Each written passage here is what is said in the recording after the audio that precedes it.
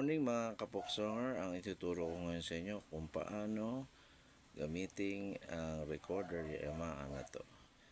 Makikita po natin na may putas po dito. 1, 2, 3, 4, 5, 6, 7. Wala pong butas sa likod.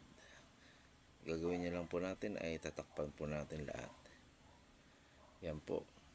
Pagkatapos matakpan, ilagay ang dulo ng pluta dito sa labi. Hihipanin.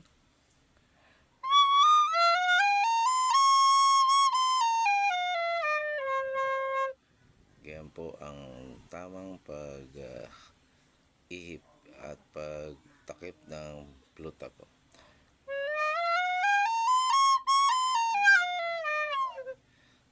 Tutugtog po tayo ng konti.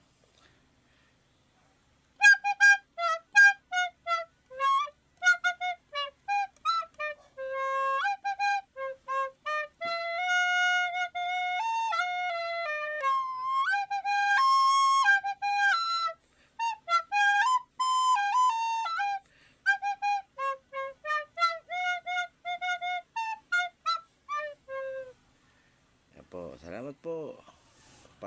To follow, likes to likes.